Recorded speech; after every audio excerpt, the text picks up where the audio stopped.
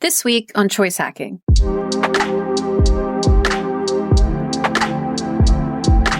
Have you ever been shopping and put something in your cart just to think about it? You weren't sure if you were going to buy it, but you wanted to walk around with it for a little bit to see if your mind changed. Did you end up buying it, or did you put it back on the shelf? Well, chances are you kept it in the basket and took it to the checkout. That's because it turns out that the intent to own, or owning an item, can create emotional bonds that people don't want to break. I'm Jennifer CLINEHENS, and you're listening to Choice Hacking, a podcast about applying behavioral science and psychology to business marketing, experience design, and more. Join me today as we examine the Endowment Effect and how you can use it to perfect your marketing and customer experience. But before we get started, I want to take a moment to talk about my newest Choice Hacking Academy course, How to Get More Clients with Science.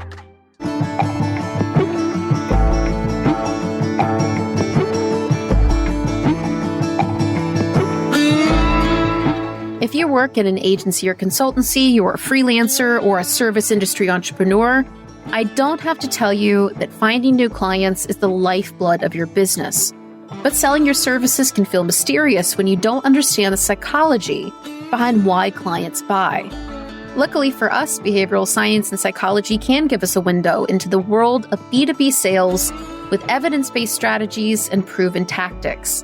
This course took me hundreds of hours to research and thousands of hours of real-world experience to put together, so I hope you'll join me. We'll have live office hours, Q&As, and you'll even get a blockchain-registered certificate to show off on your LinkedIn or your resume. To learn more and decide if it's right for you, visit choicehacking.com/clients.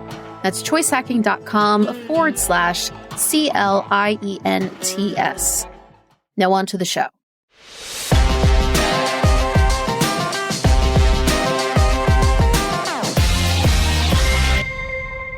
The Endowment Effect says people place a higher value on things that they already own or they intend to buy. This effect has been widely documented with bottles of wine, mugs and pens, even lottery tickets and housing prices. Even some non-human species have shown endowment effect-like behaviors when studied in captivity. An everyday example of the endowment effect happens when people sell their homes. Often they overestimate how much their house is worth because they're emotionally invested in it. When you spend a decade or more of your life watching your kids grow up someplace, it tends to have that effect. Professor Dan Ariely explored the endowment effect through the lens of Duke University basketball.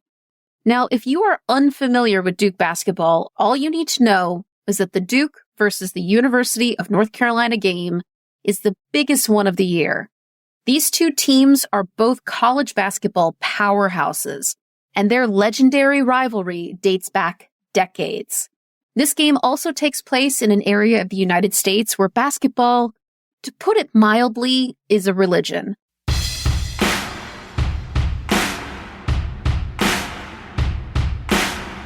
To score tickets to the big game, students camp outside for weeks. Then they're allowed to enter a lottery for a chance to win tickets.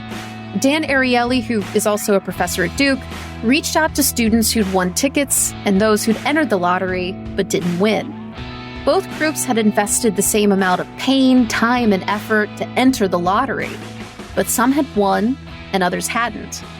The question Ariely wanted to answer was, would ownership affect how much the students thought the tickets were worth? And the results were interesting. Students who lost the lottery said they'd pay, on average, $170 a ticket.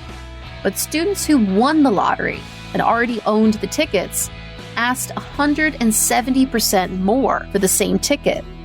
The lottery winners overvalued their tickets because they were emotionally attached to them. The more emotions are associated with the product, the more people value it. And once someone owned the Duke UNC tickets, they began to fantasize about attending the game. Lottery winners were already creating what Ariely called free memories of the game. It felt like selling their tickets would cause them to miss out on these fun future experiences.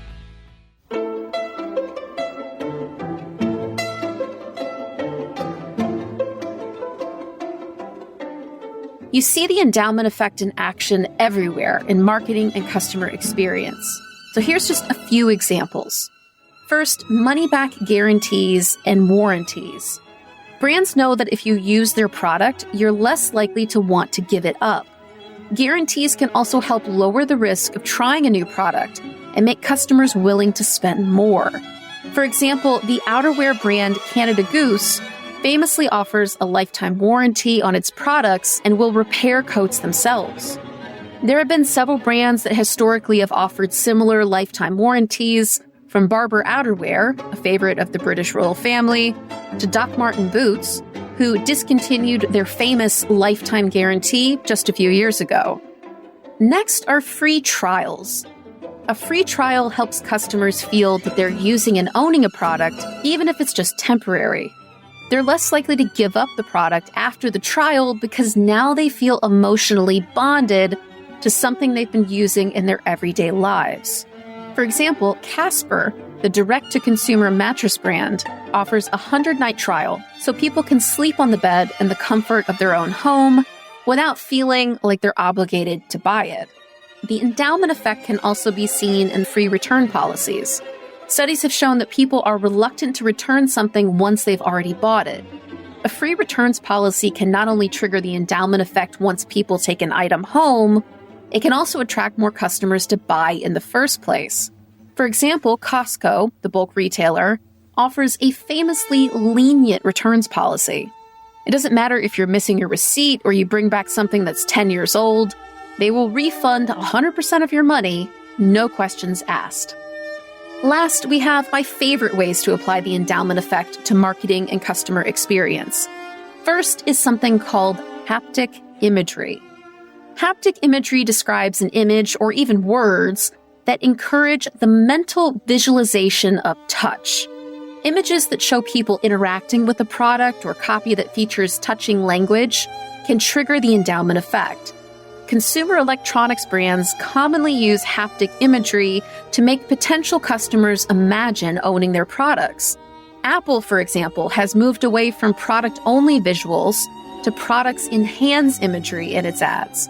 When Apple was advertising in the late 90s and early 2000s, they focused on the beauty of the products themselves. Most commercials featured an iPhone or a Mac spinning on an all-white background. Now these products are more likely to be shown being used and being touched by people. Next is sampling and product experiences. Whether you're snacking on a sample of cheese or drinking some free wine, brands know that sampling can drive a host of benefits, from kickstarting new customer habits to driving sales. One study of grocery store sampling practices showed that they drove product sales by as much as 2,000%. Last is letting customers try before they buy. People who try on or test your products are more likely to buy them. Changing rooms, for example, can drive sales because they give people a chance to practice owning clothing items.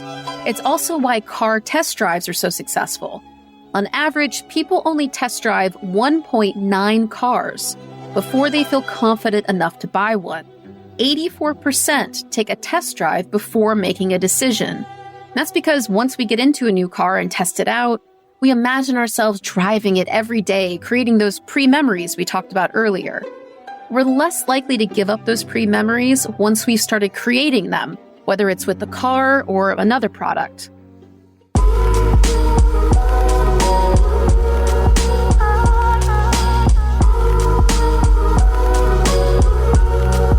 If you want to apply the endowment effect in your marketing or customer experience, here are a few things to be aware of. First, it works best in what are called self-enhancing cultures. Now, these are cultures in which people think highly of themselves and are more individualistic. Next, the endowment effect works best with items that make us feel good about ourselves. For example, if people are asked to give up an exercise machine that they never use, that might remind them that they're out of shape, they won't value it as highly as an item that raises their self-esteem, like an expensive purse that makes them feel good for having a high-paying job. With those points in mind, if you want to apply the endowment effect to your marketing and customer experience, start by asking yourself a few questions. Number 1, do we give customers enough opportunity to see other people interacting with the product? Consider changing brand guidelines to include human hands or people using, tasting, or touching the product. Number 2, do we evoke ownership in our product descriptions and images? Do we allow customers to touch and feel or try on the product themselves? Consider where in your experience customers could try on or trial your product. Could you offer in-store tests or sampling? Number 3, do we offer a low-risk way for customers to try or use the product? Consider offering a money-back guarantee to get customers buying the product, taking it home, experiencing it, and bonding with it. Thank you for listening to the Choice Hacking Podcast. If you enjoyed this episode, I would love it if you would share it on social media. It takes me 20 plus hours to put together every episode, and it's a huge help when you share an episode with your LinkedIn, Twitter, or even your TikTok followers. And don't forget, you can learn more about behavioral science and psychology applied to business when you subscribe to the free Choice Hacking email list. You'll join more than 7,000 UX, CX, and marketing folks from companies like Google, Coke, and Disney who get my newsletter. To sign up, just visit choicehacking.com/subscribe. That's choicehacking.com/subscribe. Until next time.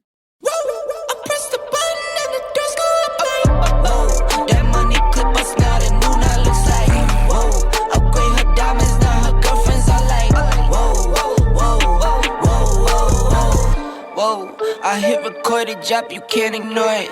I'm transforming now these cars and planes, I'm always boarding. Just out touring down in Charlotte like I play for Hornets.